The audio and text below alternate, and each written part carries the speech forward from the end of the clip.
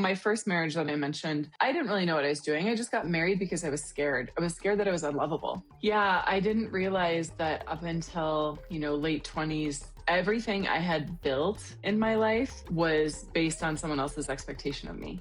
Connection enhances my life when I'm already connected to myself. Or it's a skill to learn to say, this is how I feel and this is what I want.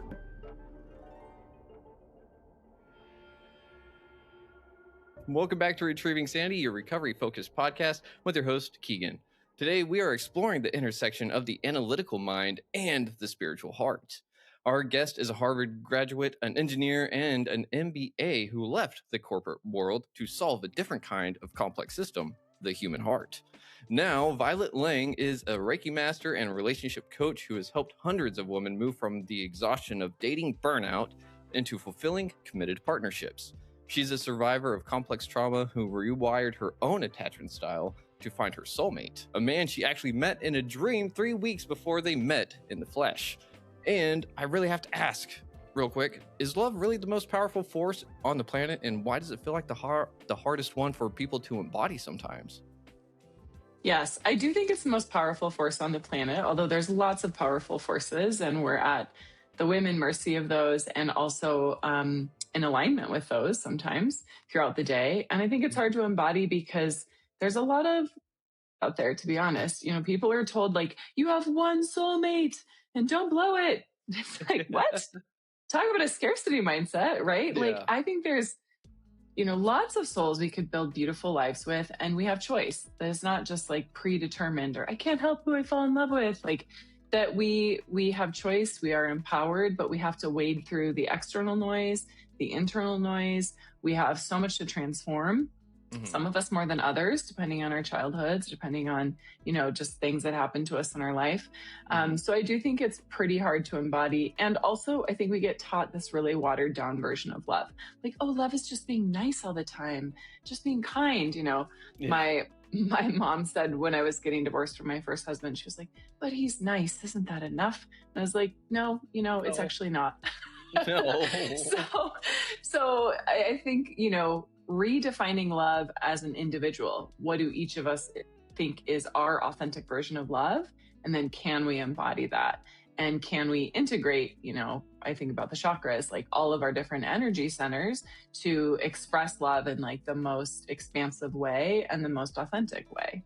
Yeah. Ooh, I love that. And chakra talk, alrighty, we're off to a great start.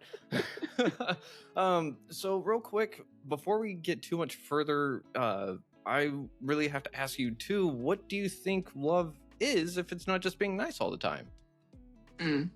I think different people have different versions of love. Mm-hmm. To me, I think love is a blend of, like I said, alignment between all the different pieces of you, even if you're not into the chakra system. You're not betraying a part of yourself to stay in relationship. And then the tricky thing is we're always evolving, right? So maybe something you would have said or something that would have been an expression of love 5 years ago might not actually be an expression of love for you now because you've hopefully grown and changed. But I think love is when we are in that congruent alignment and we are speaking our truth from a place of heart and honoring ourselves and the other. It's like a reciprocity of honoring and a reciprocity of devotion. Can our life and our love be an act of devotion just as much to ourselves as the other person, as the higher forces that are hopefully shaping us in the right direction? Wow. Okay, that's a really powerful version of love, and it's something that I wish I had been taught a little bit earlier in life too, So why don't you tell us a little bit about yourself? Where are you from? Why did you have such a bad background and you transformed your attachment style? And isn't that hard to do? Yeah. And I would say, my background might sound bad in quotations, but it was perfect for me for the work that I'm doing and for my soul's path. And so parts of it were gnarly and parts of it are exactly why I do the work I do today. I'm from the Midwest. I grew up in a family that went to church and looked perfect on the outside, but had a lot of dysfunction on the inside. I had experienced sexual abuse from a family member for years, some physical abuse, lots of emotional abuse, just very, very much crazy making, right? To have to perform to a certain standard academically, or be church going and all the things, and be raised by really critical and that's the only way to say it, critical parents. And then also have all of this stuff happening. However, my dad is a forester, and I developed a love of nature because we were outside all the time. And so I got to appreciate and celebrate and uplift that too, right? And my mom and dad are both teachers. And so I have a strong desire to learn and grow because of those values. So it's like, the light and the dark, and it's all going together. We need it all. And my first marriage that I mentioned, I didn't really know what I was doing. I just got married because I was scared. I was scared that I was unlovable. I was like, you know what? I'm in a relationship and it's really boring and I don't feel very satisfied and it's pretty much sexless, but it feels safe. And safe is better than feeling unlovable and undesirable. Yeah. So I got married when I was like 22, or I just turned 23, and it lasted for 4 or 5 years. And then I just couldn't anymore. I realized, like, I don't want to be in something that feels like a burden. It's not fair to me or him. And I kind of realized quickly after we got married, I was like, within 6 months, I was like, this is not the right relationship for me. But I had inherited so much of, you shouldn't get divorced. Divorce is a sin. And, just stick it out, and nice is enough, and all of that. So even just getting divorced was a big transformational journey of trusting myself and believing in myself, and believing that I could maybe create something better. My mom was like, well, give up on having kids if you're going to divorce this guy. And I was 27 at the time. Wow. So I was like, okay. So, I think a lot of us on the transformational or spiritual path, we have to kind of discern what is our truth, what is the truth that we were raised in, what's the societal or cultural or religious truth. And then basically after getting divorced, I spent quite a few years, at least 7 years, just on that spin cycle with dating, like meeting people on the apps, getting ghosted, dating for 6 weeks, then it falling apart, dating for a year. Oh, wait, I didn't realize this about you, just like all of that stuff. And But it was actually, again, great, even though it was so hard at the time, because I learned so much about myself. And I have so many examples now when I'm working with my clients. I can empathize with them in many of their instances. And then I just, over that course of time, had alchemized so much on myself. And I'm still alchemizing, right? It's not like you ever arrive at some nirvana place. At least I don't think we do fully. We get glimpses of it, but it's not like day to day. And then I met my partner, and then it's a different type of work, right? You do work on yourself when you're single. When you're in partnership, you still have work to do. Things come up when you have kids, when you're cohabitating, whatever, And so I always tell my clients, like, you do the work when you're single, you do the work when you're in relationship. Like, you just kind of are on the path, and you just keep going, and small doses or big doses. It just depends on what you're up for at any given moment.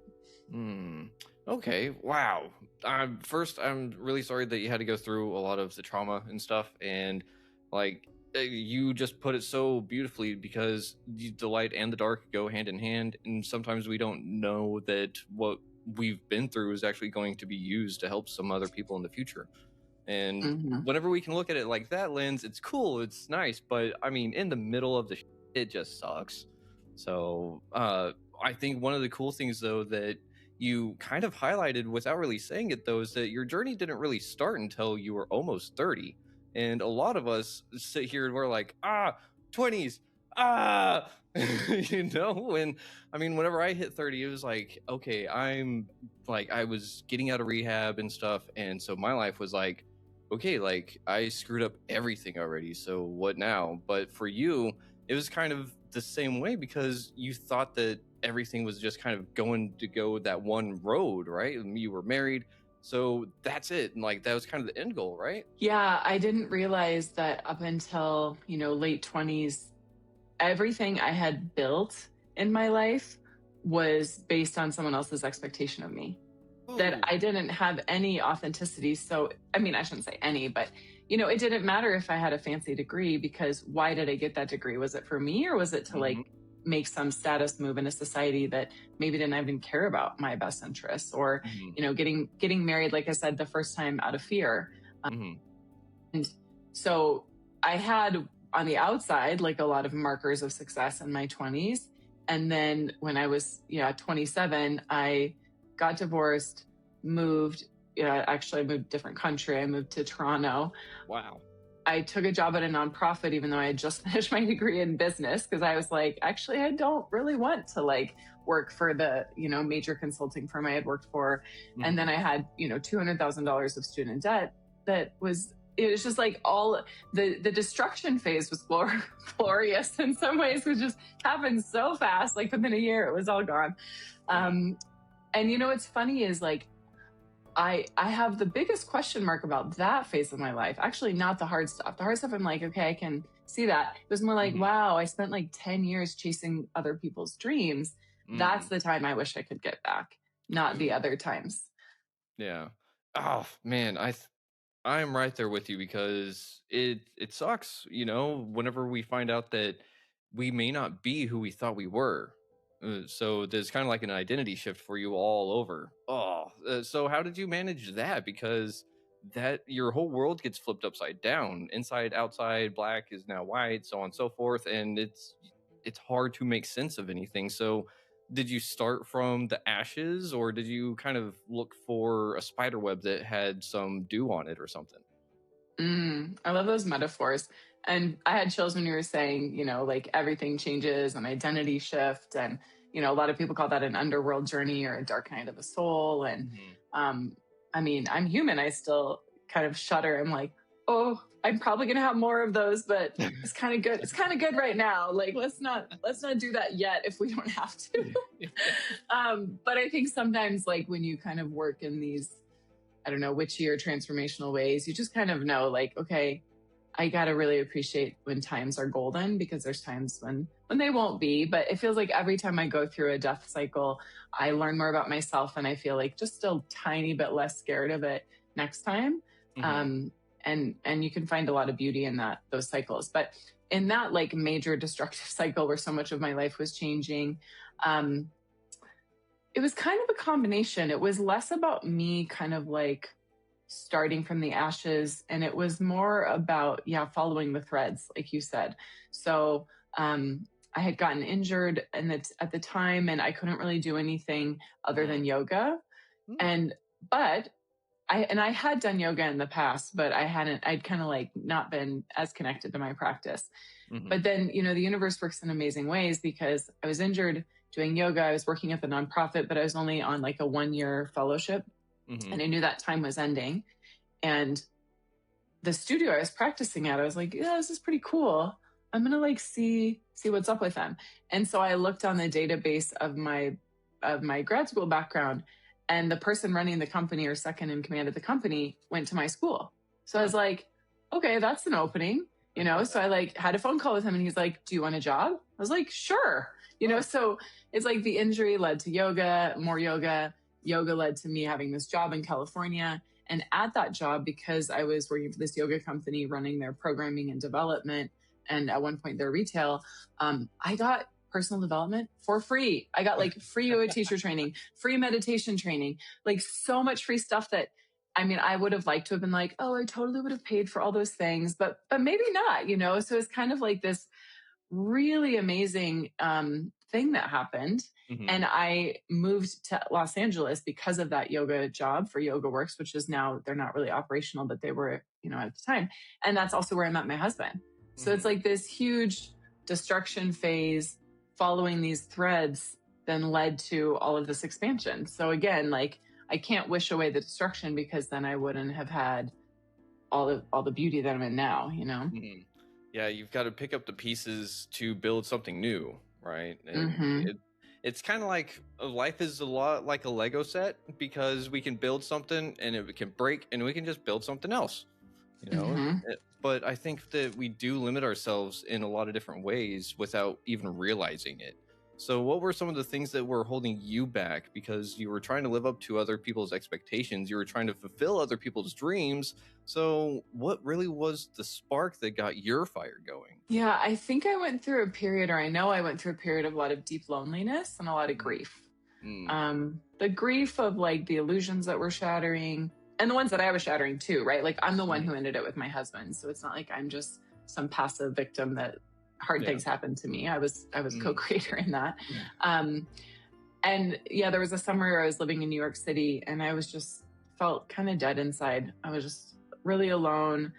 I knew people in the city, but it was just one of those weird things where I'd reach out to them and be like, I can't, I'm busy. Like, I don't know if you've ever gone through those times in your life where you're like, I'm reaching for connection and try as I may, like, I can't get a date. I can't get a friend to respond to my text. Like, oh my God, I'm so alone. Yeah. And it's really hard. But then there was also just so much soul searching that came from that. And a sense of, well, I've then got to kind of create the experiences that feel right for me. And so I think the belief was, I need other people so much that I'm going to sacrifice myself and what's right for me versus connection enhances my life when I'm already connected to myself. Ooh, okay. Oh, so is that kind of how you figured out this whole dating thing? Because, I mean, in a sense, you were talking about connection and we're trying to connect with others in a lot of different ways in the world. And whenever we're in the 21st century, everyone's on their freaking phones now. So it's one of those things that we had to adapt to technology growing around us. And I'm sure whenever you got married, there wasn't something like Tinder online or something like that, right? And so now you have to sit there and kind of figure out what connection really looks like, right? Yeah. In my first marriage, there definitely wasn't Tinder. When I met my husband, there was, and I had been on the apps and, had like some dates and stuff come from it. I think maybe a 6-week relationship. I can't remember, but nothing like super substantial and long-term. But like half my clients meet their partner on the apps, half my clients meet them in real life. There's so many different ways. And, technology does impact us. It creates opportunities. It's like, how do we step into that opportunity? So for instance, a lot of women I work with are like, oh, like, what can I put on my app to like make, someone want me? And it's like, well, what can you put on the app that feels authentic, that lights you up when you read it, that makes you feel like, yes, this is congruent with who I am, even if it's not like, oh, the duck face pose or like, like the lips thing, like, or just all the things that we get taught to do, as women at least. And so I really feel like it's important to, as best as we can, be authentic, to not feel like we have to play the game. Again, like I said, stay connected to ourselves. I tend to have an anxious attachment style and be codependent. So this is for me, right? Like there might be other people who have more of an avoidant attachment style and who are a little more independent, and their lean in might be to embrace messiness, to share their feelings like uncensored, to express like need, like I actually need, this thing from this person versus trying to just be an island or be stoic. So part of me, like you were talking about, but I forgot to answer, rewiring my attachment style, was recognizing that I was sovereign, that I needed to connect to myself first. I have this little cheesy phrase that I would always say to myself that I now teach my clients, which is, I'm 100% committed to myself. I will never abandon or betray myself. So, when you're like, oh, are they going to text me back? Or like, what if this doesn't go well? Or like, oh man, we just had sex, but like, will I ever hear from them again? Or all those vulnerable moments, like, oh, I shared about my childhood trauma. Are they going to run away? Like, to just remember, it's okay. I'm committed to myself. I believe in myself. I'm not going to abandon myself. And if it's not this, then there'll be another opportunity, and having that abundance mindset we talked about. But back to your point about technology, like, I think the benefit of technology is it's normalizing diversity, neurodiversity, and other types of diversity. We can see now like so many different personal expressions in the world, which I think helps build authenticity. But what we're missing is often depth. And the depth piece is what nourishes us and sustains us longer term, I think, for most of us. But the beautiful thing is, like, I mean, I'm feeling deeply connected to you, and we just met like 30 minutes ago. So you can create depth if you have the intention that you want to, and also like some level of skill, for lack of a better word. Like, it's a skill to learn to say, this is how I feel and this is what I want. Like some people I coach, they're like, I can't tell them how I feel and what I want. It will scare them away. And I'm like, that's going to scare them away. Bye. Yeah. Anyway, I'm going on a tangent, but yeah, I think we just have to be more sophisticated about our connections, the type of connection we want, and balance like online connection with in-person connection, short-term connection with long-term connection, familiarity with novelty. Like, it's just kind of balancing all those different things. Yeah, and it's hard to find a balance sometimes, but I think the balance is really hard whenever we aren't connected to ourselves, like you're talking about beforehand. It's really interesting that you're saying those attachment styles, because I'm sitting here and I'm like, I don't really know what my attachment style was, besides being super codependent at one point, but also trying to be hyper independent at the same time. And that did not mesh well. I feel really sorry for my first wife. So, and how do you help someone get through that kind of thing? Because I mean, you went through complex trauma, so I'm sure you had a lot Mhm. of conflicting ideas and beliefs and views all at the same time, and it's kind of like, okay, well, which one is me? How did you figure that Mhm. stuff out? Yeah, I mean, I'm so glad you asked that because I relate, this they call it a disorganized attachment style. And you're like, you have a little bit of both, like, Yeah. okay, I feel anxious when I don't know if they like me, but once I know they like me, I'm like, get away. So I've had that, and I have clients who've had that. And I also think this idea of like these silos of attachment style is also, that's just like someone's fancy academic framework because it makes sense and it's easy to spout off. Like, our it's a range, right? Like different situations will evoke more anxiousness or Mhm. avoidance or that disorganized style. And you can learn to be more secure over time. And also, I'm just going to throw one other like monkey wrench into this thing, which is that our self is constantly evolving, right? Like, what if my version of self needs to expand to include the earth as part of self and me as part of the earth, right? Like, Mhm. or me and community. Like, it's not just this individual self of mine, there's a transpersonal self. So it gets very complicated. I don't think I'll ever find out like who I really am because there's so many pieces that I'm always Mhm. discovering, and so many ways that we can expand our Mhm. perception of what is self and, what is other. But Mhm. I do, this idea of confusion really relates because in my 20s, I mean, I just remember feeling just really confused, and I'd use the word muddy. Like, everything Mhm. just felt muddy. Like, I only Yeah. knew if I knew if I felt sad, and I knew if I felt like, high on sugar or like other, uppers, but Uh-huh. I wasn't able to really articulate like anything in between. I just knew I Mhm. mainly felt off.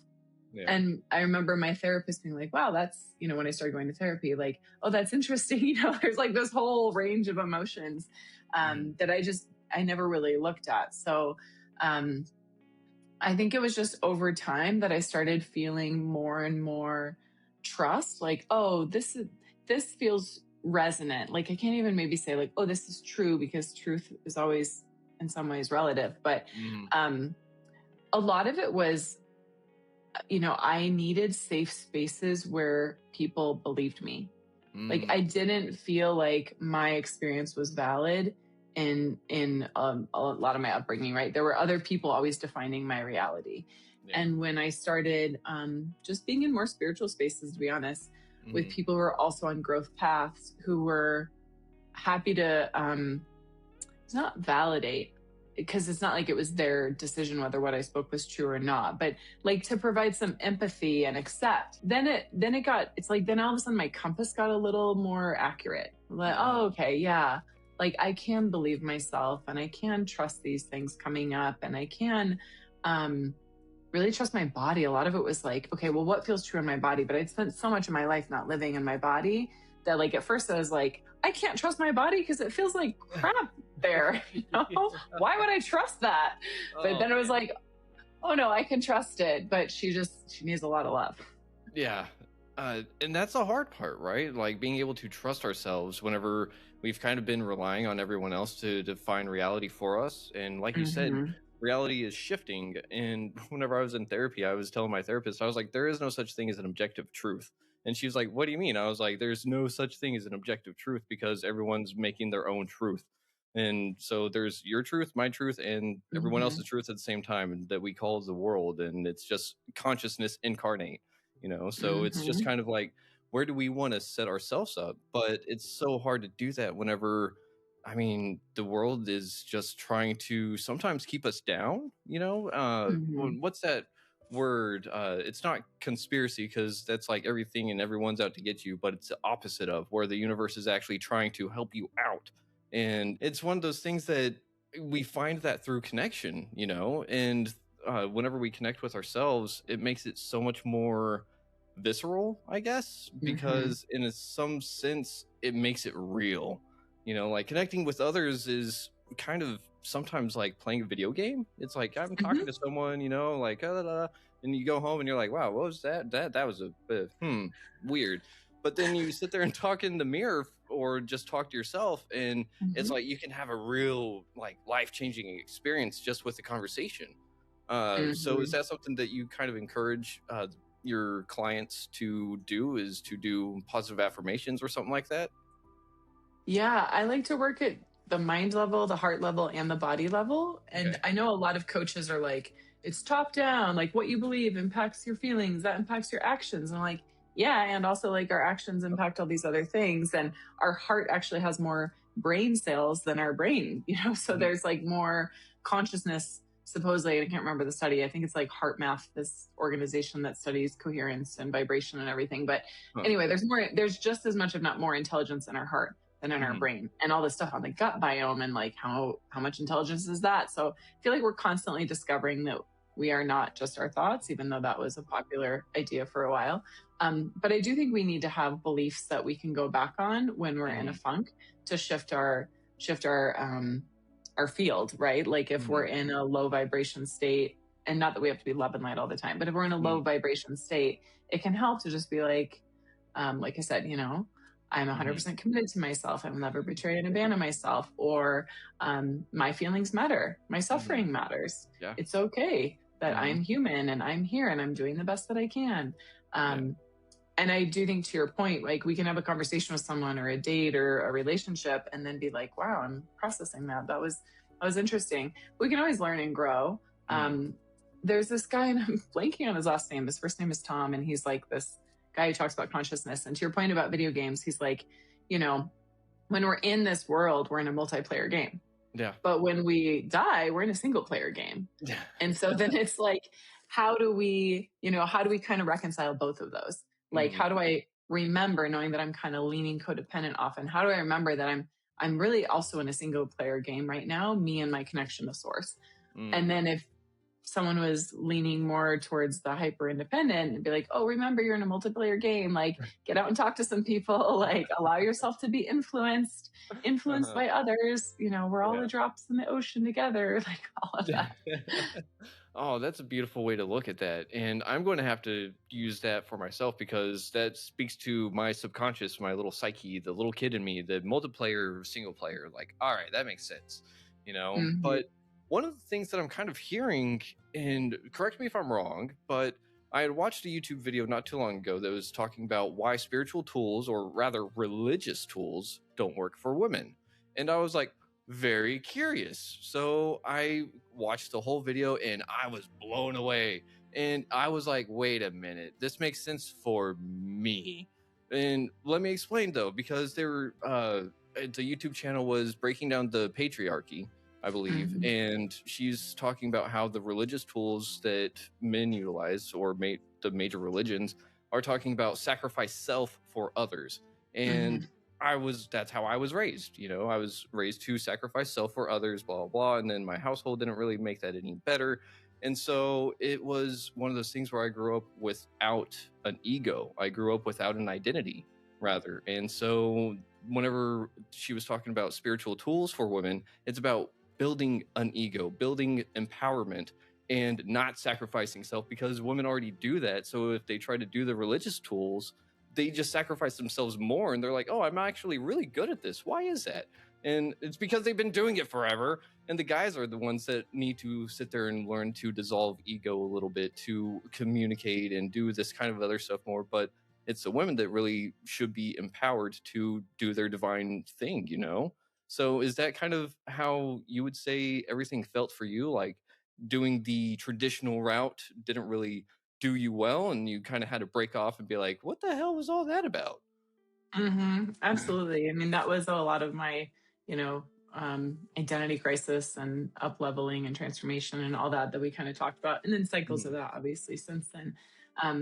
But I'm not running this program right now, but my signature program for a long time was called Queens of Pleasure, which is kind of like sovereignty and embodied pleasure. And both of those church doesn't want you to do. No.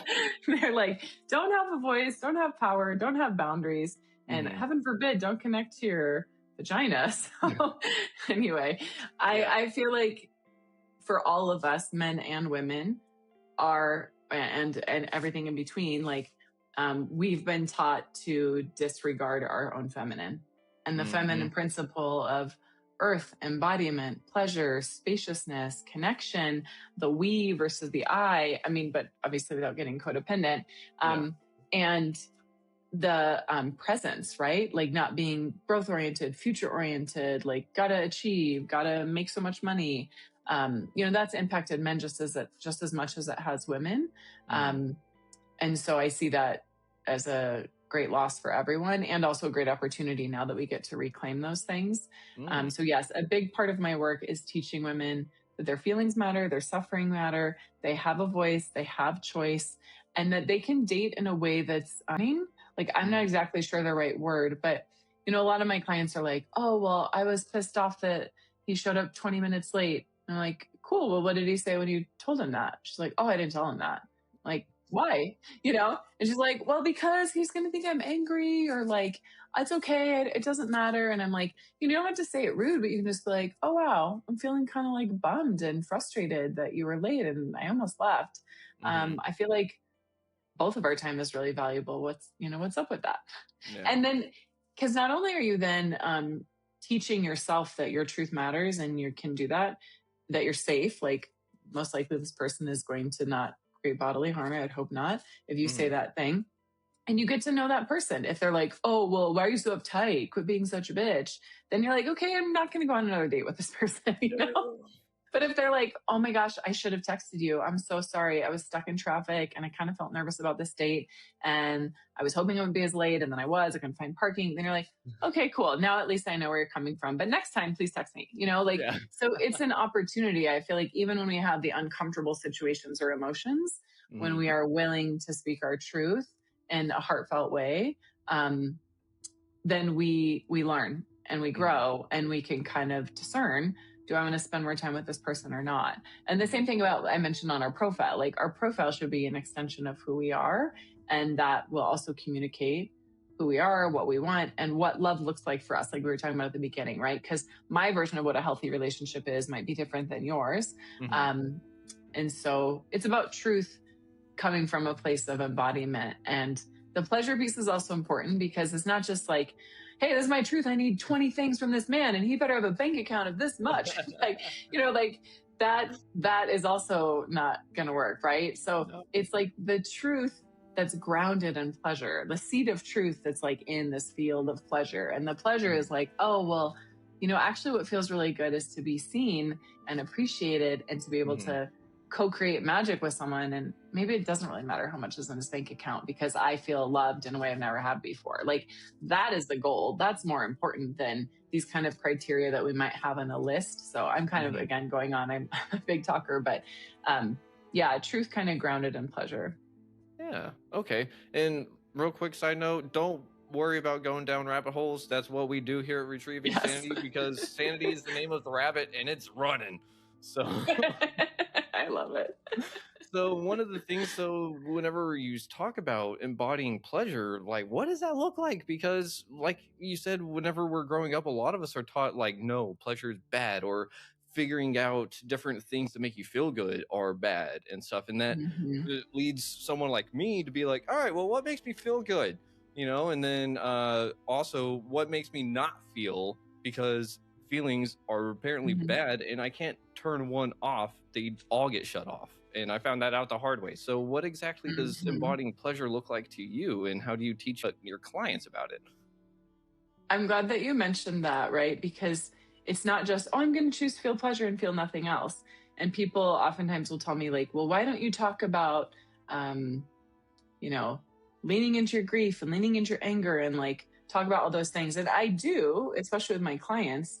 But if you lean into your pleasure in a conscious way, the grief will come up that you've denied yourself pleasure before. The anger will come up when you were shamed as a child because, whatever you touched yourself, or, I don't need to come up with more examples, but to your point, I think we get taught like only these feelings are good. And so if you can't feel those, then you shouldn't feel anything. And I do want to make the distinction between like kind of surface level pleasure, which we sometimes use to numb out, and then pleasure that feels a little more like sustainable. And I mean, I'm a big fan of self pleasure. I think self pleasure can be beautiful. And there's a way that we can do it, like, again, to avoid or to numb out or to run away. I use a lot with my clients something called a yoni egg. Have you heard of those? I have heard of those. Okay. So yoni eggs are crystals that you put inside your vagina.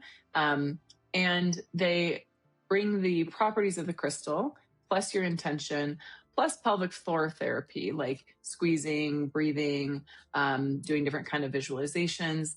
And it's a way for us to stay really connected to our body. It's not necessarily about orgasm, although that can happen too. So yeah, it's not about necessarily orgasm, but it's about what helps me feel alive and what helps me feel expansive and relaxed and in that parasympathetic nervous system. And some people could even say then that allows you to be in your social nervous system, like your polyvagal nervous system. If you're in fight or flight, you can't really connect that well, right? So you want to be able to be, hopefully, relaxed enough to stay connected to self and then be open to connecting with other. It's not so much about pleasure, and our societal definition of pleasure is just being sexual. Like you can experience pleasure from seeing a beautiful sunrise. You can experience pleasure from like getting a great massage that's not sexual at all. So I think a lot of us, because of our childhood trauma and because of the culture we live in and religious expectation and shame, we live in our heads. And so getting into our bodies, getting into our five senses, getting into like a relational field, I think is all very healing. And what I found is as you take that kind of descending current into the body and into the five senses and into the earth, you start to feel resourced. And once you feel resourced, you're like, this is cool. Like maybe I actually want to like connect with my galactic support team. Okay, that's cool. Maybe now I want to like go back in here. It's like it just opens different pathways. Oh man, I love that because it's so on point, because I love how you mentioned that we're kind of taught or raised to only feel certain emotions. And a long time ago, whenever I first started the podcast, I was like, well, being a guy in today's world in America, I was taught it's only okay to be happy, angry, hungry, and horny.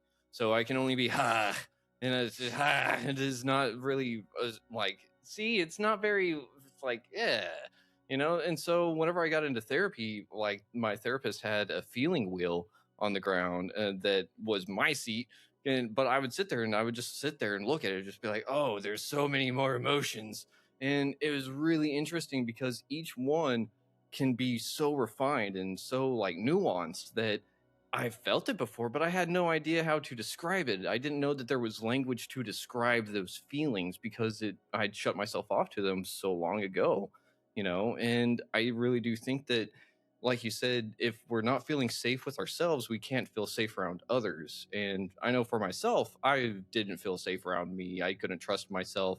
None of those things. And I imagine that that's how a lot of women feel growing up in today's world, because it's a scary place out there, And so, like, how do you help people kind of see past the shadows of other people's lanterns, Because we're trying to go towards someone else's lantern. We're trying to go over there, but we have people crossing in the way, and it kind of maybe blocks the light for a little bit, and we think it goes away forever. Maybe someone else is there before we get there, and that's depressing. Or maybe there's something that passes in front of it and it scares us because it looks like a shadow puppet that's really mean and angry, but in reality it's just a different angle of someone's face, So how do you make them get past that? It's such a good question. And before I get to that, I just want to say to your point about putting language around things, like, oh, I felt that before, but I didn't have the language. I think that's why this podcast that you're doing and so many other opportunities out there for people to put their experiences into context really matters. I mean, we don't want to focus too much on, the media or the external. However, I think that's why we're in this time of great awakening, is because of that resonance. Like, oh, I heard this thing on a podcast and it really resonated with me, and it opened my mind that maybe that might be part of my experience too. And anyway, I just want to like uplift the work that you're doing. I think it's really important. Thank you. And yeah, in terms of like, well, how can I trust my path and who comes into my path? And I was speaking with a client today, and she's actually going through a breakup. She has been working with me off and on for like 2 or 3 years, and she has been in this relationship for over a year, maybe 18 months. And there's a lot of really good things, and then there was a lot of things that were too big of a sacrifice and compromise for her, and also too hard for the person she was dating. He just wasn't willing to grow or be open-minded in the ways that she needed. He was kind of doubling down on his rigidity and all these things. And anyway, I think they're both great people, but they both have their own wounds. I told her, I was like, I'm so proud of you, because you really were a yes to this full journey that you have been on, and you have worked through and alchemized so much through it, and the outcome is different than you were expecting, but you're taking all those gifts with you, and you can trust yourself more and more. And so I think it's a process of trusting more and more. Like, because she got together with this person doesn't mean she didn't trust herself. Like, no, it meant that this was the perfect relationship at this point in her journey. And the sad truth is we cannot control other people, right? Like she can't control that her partner, was not willing to grow in certain ways. I mean, I hope it never happens, but I can control what my partner does. If he dies, if he, is unfaithful, if, I can only control myself. And the double-edged sword of this is that we need to trust ourselves, and we also need to be open to wisdom of others. And that's not always from our friend group. Sometimes our friend group just wants to reinforce an old narrative or wants us to stay the same. And sometimes, because I'm thinking about sometimes women are like, oh, I'm working on my dating life. And I'm like, how? And they're like, well, I talk about my love life with my friends at the bar. Like, that's not working on your love life.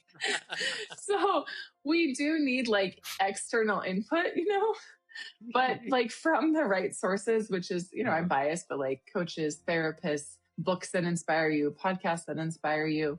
And the other thing I'll say is, time will tell, and intention matters. So I tell my clients, when you go into a date, especially the first date, but even ongoing, I think an intention that's helpful is, show me who this person is. I want the truth of this person. I want to know, their soul is maybe a little too grandiose, but show me the truth. Instead of, oh, I hope he likes me, or I hope it's the one. It's well, what if you think it's the one and then it's not the one? Because your mind told you that it was before you even got the real world information about this person. So anyway, I think we can set intentions for truth.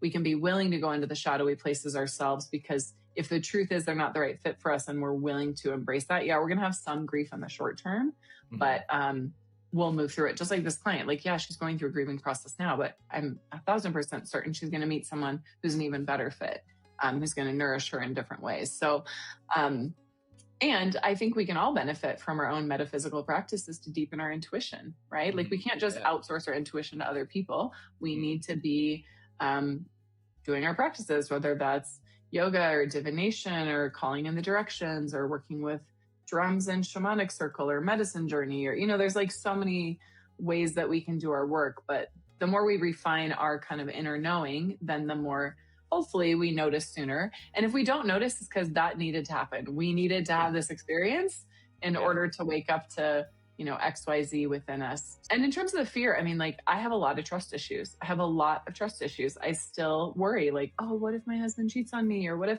these bad things happen to my kids? Or I have a little bit of this kind of OCD fear that comes in. And part of that is my trauma. Part of that is just probably how my brain works. And, having gone through, hard things many different times in my life.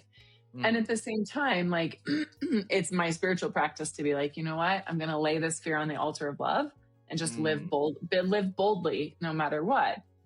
And still send Reiki to my kid when she's going to school, because I want her to stay safe and come home from school.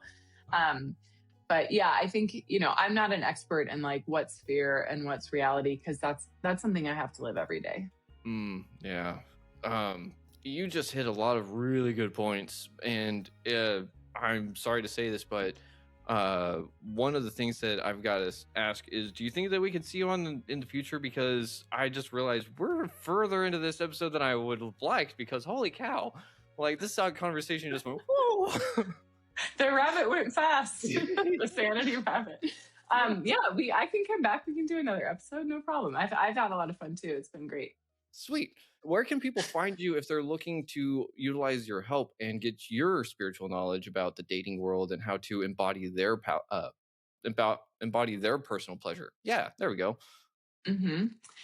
So they can go to my website, but disclaimer is from 2018. I'm in the process of rebuilding a website. So it's not super current. You're not going to be able to find my offerings and stuff there. But if you want to just like learn more about my story or see some of my testimonials or something, go to violetlange.com.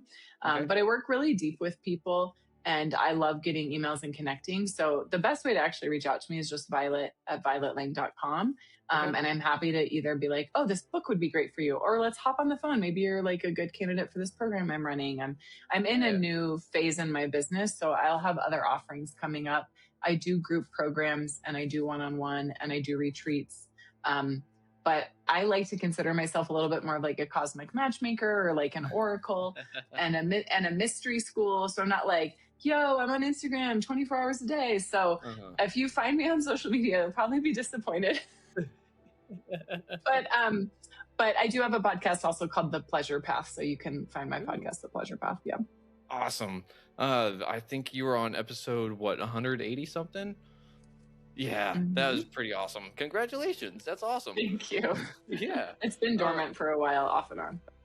I mean, it doesn't necessarily have to be like 100% consistent in that kind of thing because it's a creative work, Yes. Like creativity comes and goes and life happens, and creativity is just a part of life. So it depends on how we work with it. But that was so wise. Thank you. Of course. And no, thank you just for sharing all of your wisdom with us, because I know that there's probably many, many people out there that are going to hear this episode, and whatever little seed was planted a long time ago is either going to sprout real high and be like, oh, hey, there's the answer. Or people are going to get the seeds planted, and then maybe who knows what's going to make that one sprout, And there was something that you said earlier too, that I want to make a quick note of, because I haven't heard anyone else say this before, and it's something that I actually really like to do, and it's to sacrifice my fear on an altar of sorts, because it's like, what do I give? Hey, I don't want it. I don't want this. Can you take it, please? But the thing is too, is that I've learned to embody and hold on to fear. I've learned to embody and hold on to anger and guilt and shame and all this other bad, or quote unquote bad stuff.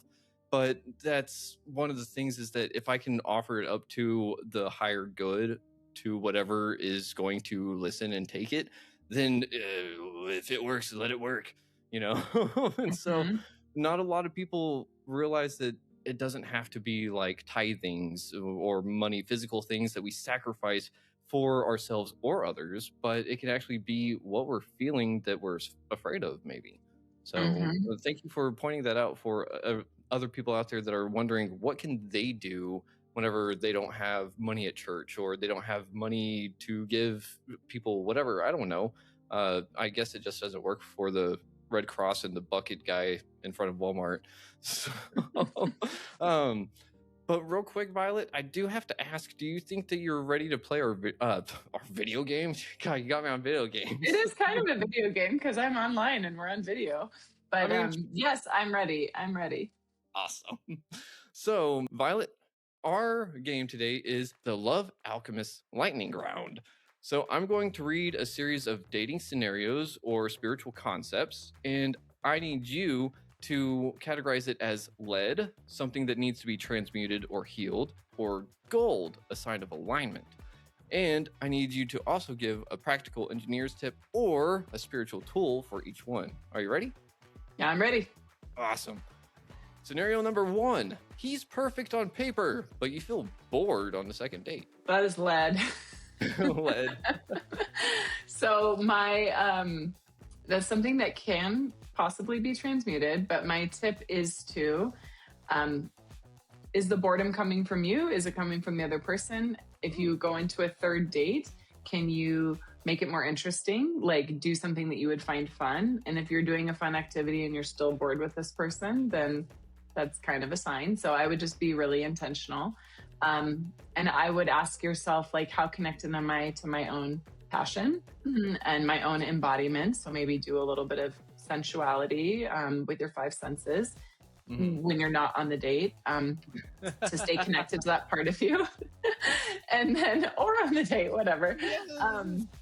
But then the last one is, when I hear perfect on paper, I'm wondering if there was no paper and you kind of ripped up your list, like what is it that you need in order to feel safe and also excited?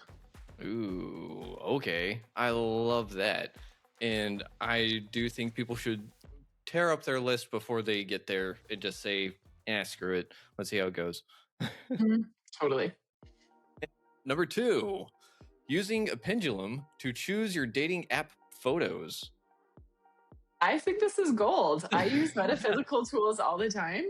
I think I would use that, and I would just layer on.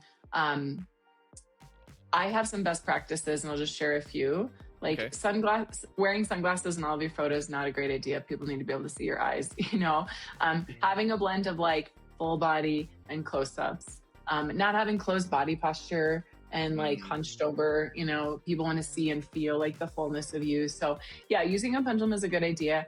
And, I'm pro lightly using AI and lightly using some of these tools because, we're not meant to just do it all ourselves or working with a coach or whatever. So yes, that's gold. That's gold. And, it can become even more golden with a few other things.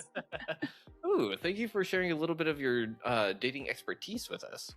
And I guess that's our next episode will be more about the bodily senses and how to incorporate that into the dating world, because that would be a big one because